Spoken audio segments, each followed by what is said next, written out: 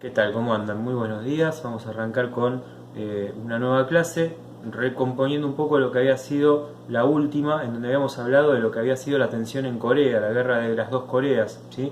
Dentro de un mundo bipolar que se estaba dando en un conflicto que también damos el nombre de Guerra Fría entre los Estados Unidos, capitalismo, y la Unión Soviética de Rusia, el comunismo. Dentro de ese conflicto o esos focos de tensión, recuerden que el enfrentamiento no era directo entre los países, si bien siempre estaba esta tensión, ¿no?, del posible enfrentamiento armado. Pero los conflictos generalmente se daban en otras contiendas, en otros países. Recuerden lo de Corea, recuerden lo que había pasado en China y por supuesto Cuba, que es algo que está por suceder dentro de la línea de tiempo que nosotros venimos viendo, ¿no? Todavía no nos acercamos al tiempo de la revolución cubana en sí misma, pero hoy la vamos a tocar por afuera, ¿sí? Porque esto que vamos a analizar en el día de hoy nos compete, ¿sí? Hablar un poquito de lo que fue la Cuba después de la revolución. Si bien, como estaba diciendo antes, vamos a entrar a analizar Cuba, ¿sí?, de una manera mucho más precisa, ¿no? Pero como hoy vamos a hablar de la distensión que se va a dar dentro de lo que es la Guerra Fría, que va de 1953, cuando la guerra cubana todavía no se da, hasta 1975, ¿sí? Entonces nos compete hablar un poquito de lo que fue este conflicto indirecto o directo, ¿sí?, que se va a dar entre los Estados Unidos y Rusia. Con Cuba ahí de por medio, ¿por qué? Porque en realidad Cuba funcionó en ese momento como un satélite de la Unión Soviética, pero aparte representó una de las grandes posibilidades mundiales, ¿sí?, al día de hoy incluso, de un enfrentamiento nuclear, que incluso llegó hasta fase 2, cosa que es muy difícil de llegar hasta en la actualidad misma, ¿no?, a un conflicto de fase 2 en donde la avanzada de, por ejemplo, los misiles nucleares pueda llegar a poner en riesgo a todo el mundo, ¿no? Ahora vamos a ver esto de poner en riesgo a todo el mundo. Primero voy a arrancar con algo que tenía separado por acá, ¿sí? Así vamos entendiendo un poquito de qué estamos hablando. De la coexistencia a la distensión es lo que tengo acá anotado en el pizarrón, ¿sí?, que va de 1953 a 1975. La coexistencia significó cierta disposición hacia el diálogo por parte de los Estados Unidos y la Unión Soviética, aunque en los primeros años no se avanzó en el tema del desarme. Esta etapa aparece asociada a las figuras del presidente norteamericano John Fitzgerald Kennedy y del ministro soviético Nikita Khrushchev. La muerte de Stalin en marzo del 53 posibilitó el deshielo, el título de la novela del escritor ruso Ilya Ehrenburg. Dio nombre a un periodo en el que proliferaron las decisiones y los gestos conciliadores, el armisticio en la guerra de Corea en 1953, los acuerdos de Ginebra en torno a Indochina al año siguiente. La visita de Khrushchev a Tito en 1955, Tito era uno de los grandes mariscales de Yugoslavia, ¿sí?, y la evacuación de las tropas de ocupación en Austria. La competencia subsistió en la carrera espacial, la fabricación de armas cada vez más sofisticadas y la preservación del equilibrio entre las fuerzas militares. Cuando en 1954 la República Federal de Alemania ingresó en la OTAN, la Unión Soviética promovió el Pacto de Varsovia. ¿Qué quiere decir esto? Que en realidad este avance, este deshielo, ¿sí?, que se va a estar dando, tiene que ver con la coexistencia entre dos bloques superpoderosos, ¿sí?, pero que tienen que llegar a sendos acuerdos para no alentar, ¿sí?, a un conflicto bélico y nuclear, ¿sí?, en el marco de lo que estamos conociendo como la Guerra Fría.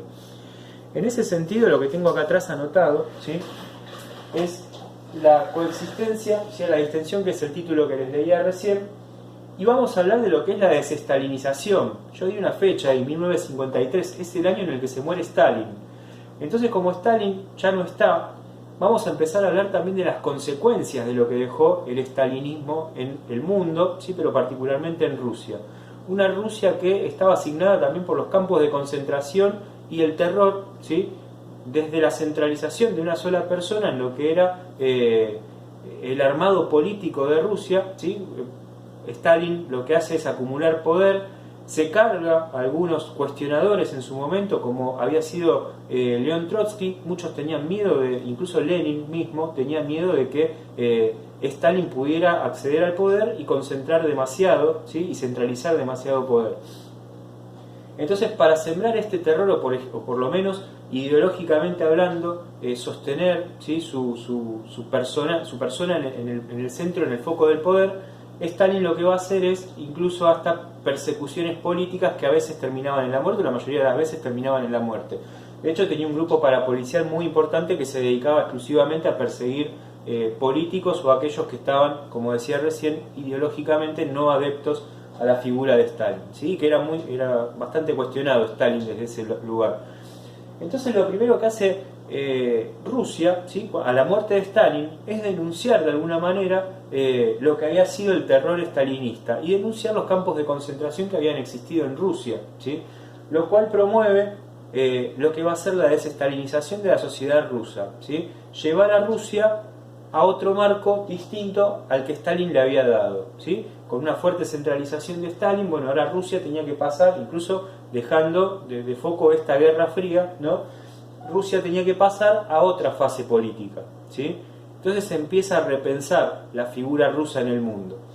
Si bien no quieren abandonar, como decía recién, a esos satélites, ¿sí?, que le están dando mayor preponderancia, sobre todo en la parte oriental del mundo, ¿sí? Porque en realidad en Europa, ¿sí?, la parte occidental más que nada, el predominio era norteamericano, ¿sí?, es decir, del capitalismo. Entonces, con la desestalinización, ¿sí?, en 1953, como decía recién, se va a dar un periodo de diálogo entre dos referentes importantes. Uno va a ser Kennedy, ¿sí?, como decía recién en el libro, y Khrushchev. Lo que acá tenemos que enmarcar también es la figura de Eisenhower, ¿sí?, que es quien de alguna manera también lleva adelante este proceso de Guerra Fría del que estamos hablando hace un tiempito, ¿sí? Eisenhower tenía una visión de lo que era el conflicto con los rusos, ¿sí?, bastante duro, ¿sí?, desde un movimiento en el cual pretendía socavar a todo lo que se relacionaba con el comunismo. Si bien con Kennedy va a empezar una forma de diálogo, ¿sí?, también van a existir grandes conflictos como el que nombraba hace un ratito, que era el de Cuba. Empieza este periodo de deshielo con Kennedy entonces y Khrushchev, en donde decía recién, se reconocen las consecuencias del estalinismo. Por otro lado, se empieza a producir entonces una conciliación, ¿sí?, y esta conciliación va a conllevar a un armisticio, ¿sí?, es decir, a deponer armas, y a un equilibrio de fuerzas. Intentar que puedan coexistir los dos bloques antagónicos, ¿sí?, que en el mundo entonces haya lugar para los dos, sin abandonar, que acá viene lo particular, sin abandonar todo lo anterior. Nadie quería ceder nada, ¿sí?, más allá de este intento de conciliación y equilibrio de fuerzas, ¿sí? Y es donde se va a activar el famoso teléfono rojo, ¿sí?, y el MAD, ¿sí?, que es la destrucción total, ¿se entiende? Ahora vamos a explicarlo un poquito. ¿Por qué se activa el teléfono rojo? Bueno, el teléfono rojo se va a activar por el conflicto que se va a desatar con Cuba, ¿sí? Una Cuba que venía mirada ya por los Estados Unidos de reojo, y que Kennedy, en un intento por deponer al régimen castrista en 1961, va a enviar, ¿sí?, a cubanos armados por la CIA y por Bahía de Cochinos intentar ingresar a Cuba y deponer o asesinar o lo que fuera a Fidel Castro, ¿sí? El plan era socavar el régimen. Entonces desde ese lugar, ¿sí?, la respuesta del régimen castrista fue la instauración en Cuba de misiles, ¿sí?, que venían de Rusia, ¿sí? Cuando los norteamericanos detectan que Cuba tenía misiles apuntándole al norte, ahí empieza un verdadero conflicto, ¿sí?, mediante el cual, ¿sí?, va a contar con días, ¿sí?, pero fueron días bastante tensos para todo el mundo en general, ¿sí? Esos días van a ser días de bastante complejidad, de bastantes negociaciones, el bloque latinoamericano también intentando ayudar, colaborar con este conflicto para que no se desate una guerra nuclear. Por otro lado, Venezuela enviando aliados a los Estados Unidos, ¿sí? Entonces desde todo este marco el mundo, ¿sí?, se pone en tensión. Surge el teléfono rojo porque era el contacto directo que iban a tener desde el Kremlin, ¿sí?, en Rusia, y Washington. Una línea directa de atención y tensión bastante interesante, que después ustedes la pueden ver representada en series de ese momento. El teléfono rojo sonaba y se cundía el pánico. y que van a conllevar después a este plan de destrucción, ¿sí?, total, que es el MAD. El MAD tiene bastantes teorizaciones, ¿sí?, pero hay dos fundamentales de estas teorizaciones. O se va a la guerra total nuclear, ¿no? Estamos hablando siempre de nuclear. O se va a la guerra total nuclear y se destruyen todos los pueblos del mundo, se destruye la Tierra, ¿sí?, subsiste uno. Eso es la guerra total nuclear, el MAD. O se negocia de tal manera, y estratégicamente hablando, que nunca se desata ningún tipo de guerra nuclear. Todos conservan sus armas nucleares reubicadas por el mundo, ¿sí?, y el conflicto queda stand-by, no pasa nada. Bueno, eso es definitivamente lo que sucede con este plan, ¿sí?, de destrucción nuclear, que tiene que ver con lo que va a suceder también en Cuba, porque Rusia después negocia con los Estados Unidos para que no se desate una guerra nuclear entre ellos. Incluso se da el derribo de un avión norteamericano que estaba, ¿sí?, tratando de hacer espionaje en la isla de Cuba, y eso pone mucho más la tensión, ¿sí?, pone una fuerte tensión que va a conllevar también a esta línea directa, ¿sí?, el teléfono rojo, en donde Fidel Castro queda al margen. Y la negociación se da entre Khrushchev y Kennedy. Y definitivamente Rusia retira los misiles, hablando de que Estados Unidos no termine con estas intentonas de deponer al régimen castrista, y que lo haga en una declaración pública. Después Kennedy va a reconocer, ¿sí?, en su momento el error, porque va a decir, bueno, a mí me convencieron de invadir Bahía de Cochinos, en realidad me estaban contando otro cuento. Bueno, está bien, pero te dejaste creer el cuento, ¿sí? Estamos hablando de un presidente de la nación bastante importante en ese momento, que ya tocaremos, que es lo que hizo Kennedy en los Estados Unidos, y que tenía una fuerte representación en el mundo, ¿no? Donde iba Kennedy parecía una figura de Hollywood, para que se den una idea. Se va a firmar entonces el acta final de Helsinki con mucha crítica de parte de Cuba y de China. En Cuba, que después de su muerte se va a conocer, el Che Guevara, ¿sí?, Ernesto Guevara, el argentino que participa de la Revolución Cubana, va a hacer una crítica feroz a Rusia. Va a decir que básicamente fueron unos tibios, ¿sí?, como dicen ustedes ahora.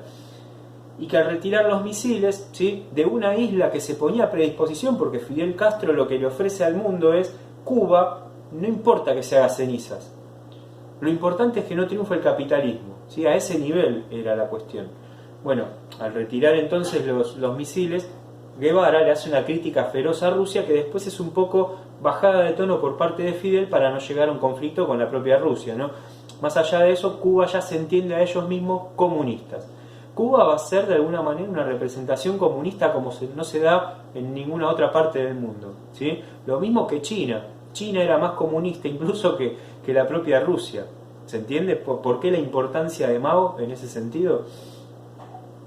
Entonces, con el acta final de Helsinki, ¿sí?, se produce este cuestionamiento de Cuba y de China, ¿sí?, que va a conllevar a 1975, ¿sí?, donde el mundo también está cambiando económicamente. Se va a dar una crisis muy fuerte, que es la crisis del petróleo. Ya empiezan los petrodólares a instalarse en el mundo, ¿sí?, con una fuerte inserción del modelo económico neoliberal, que también ya lo veremos, ¿sí?, pero para que vayan teniendo en cuenta los parámetros de los que estamos hablando, y un compromiso económico también entre ambas potencias. Entonces el mundo, ¿sí?, de alguna manera seguía dividido, ¿sí?, en una guerra fría que va a llegar hasta 1989, pero que trata de anteponer antes que nada el equilibrio de las fuerzas, ¿sí?, y no la preponderancia de una sobre otra. Vamos a charlar, vamos a dialogar. Eso es la coexistencia, ¿sí?, de la coexistencia al deshielo, básicamente. ¿Qué tengo por acá? Vamos a ponerlo a grabar, ¿sí?, para que ustedes lo puedan ir viendo. En estas diapositivas, bueno, se ve un poquito el resumen de lo que yo les estaba diciendo recién, ¿sí? Los años de la coexistencia pacífica, entre comillas. Los primeros signos del deshielo. Khrushchev inició la desestalinización, ¿sí?, la caza de brujas de aquellos que habían participado de, por ejemplo, el movimiento parapolicial del estalinismo, ¿sí?, que había sido bastante persecutor políticamente hablando. iba a mantener reuniones con John Kennedy. Es la nueva frontera del mundo, ¿sí? Porque en realidad se está estableciendo un nuevo parámetro mundial. Hacia la distanciamiento internacional, reducción de la tensión entre Rusia y Estados Unidos, frenando la carrera armamentística, pero no la carrera de espionaje ni la carrera por el espacio, por ejemplo, ¿sí? En donde saben ustedes que había un conflicto bastante interesante. Los rusos llegan primero al espacio y los Estados Unidos llegan primero a la Luna. Acá tienen lo del teléfono rojo que les decía recién, la línea directa, y los tratados más importantes, ¿sí? Que están por ahí, como las conversaciones sobre la limitación de las armas. ¿Qué es esto que yo decía? De las dos teorizaciones más importantes del MAD surge una, que es la de mantenemos las armas nucleares, pero no las ponemos en acción.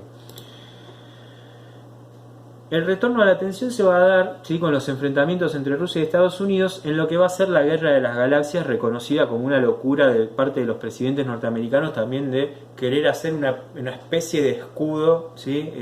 Galáctico que tenga misiles desperdigados por todo el espacio y que apunten, ¿sí? En caso de que suceda algo, ¿sí? Campos de fuerza. Bueno, se hablaba de todo eso. Fíjense la locura que parece, ni al día de hoy se ha logrado algo así, imagínense en esa época tampoco, ¿no?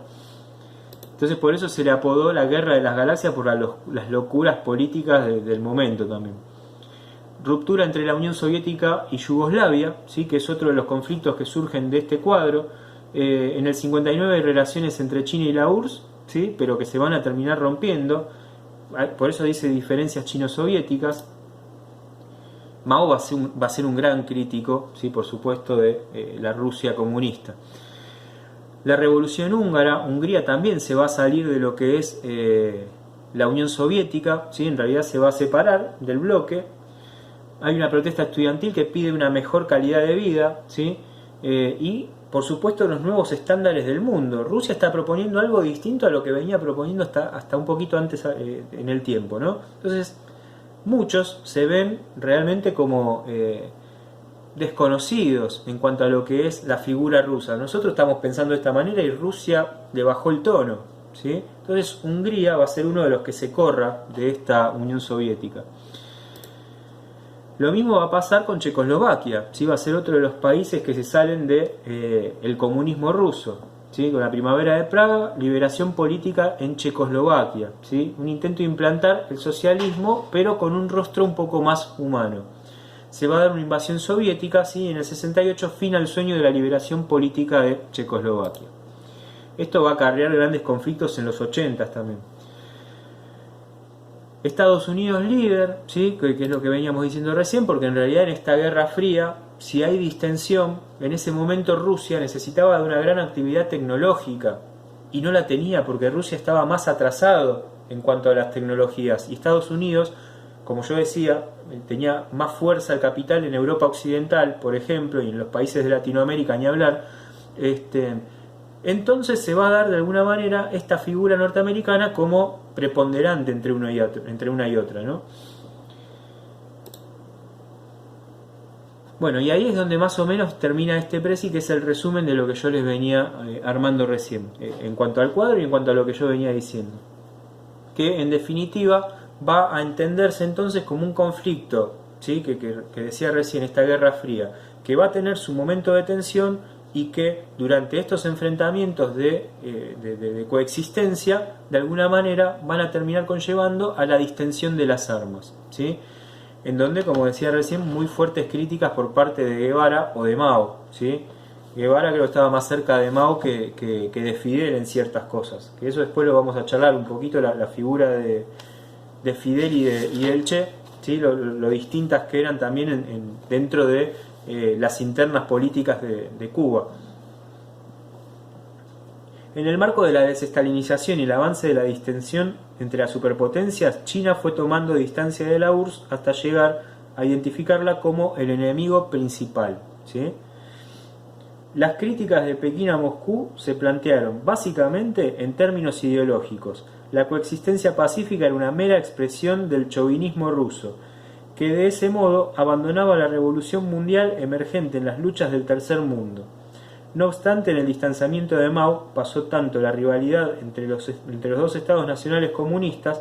China no estaba dispuesta a ser un país de segundo orden sin energía nuclear, como el hecho de que el revisionismo de Khrushchev se correspondía con la postura más moderada y economicista de los dirigentes comunistas chinos, que cuestionaban el voluntarismo y el extremismo político del conductor de la larga marcha. Finalmente, en 1960, el gobierno soviético suspendió la ayuda económica y retiró sus expertos de Pekín.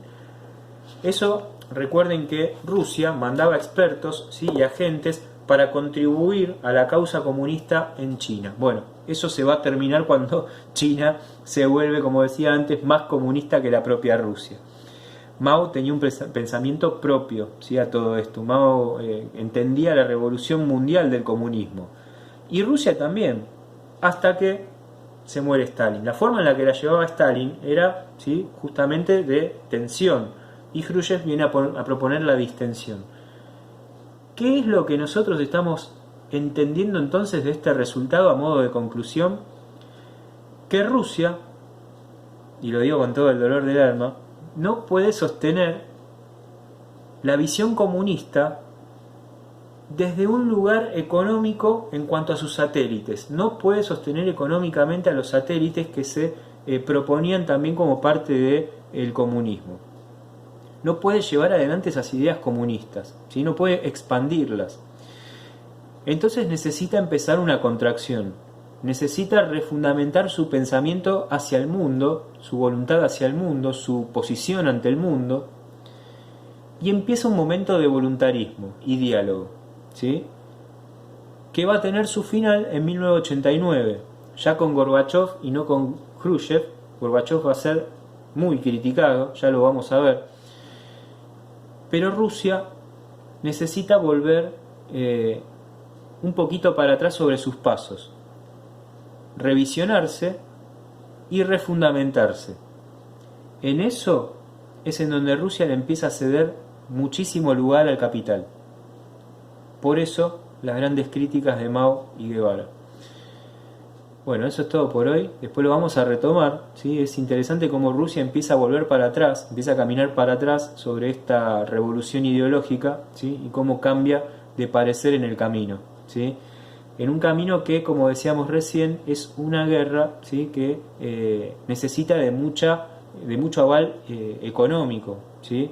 Yo hablaba recién de la inyección de los petrodólares. Bueno, eso también es fundamental, ya vamos a hablar también del tema. La preponderancia rusa igualmente sigue sosteniéndose, por supuesto. Muchos van a necesitar aliarse a Rusia, el caso de Nasser en Egipto, por más que no fuera comunista, y desde ese lugar ahí hay una cuestión, ¿no? Hay un peso. Lo hace por una necesidad, no lo hace por una ideología, ¿sí? Ahí está la diferencia del caso. Un abrazo grande.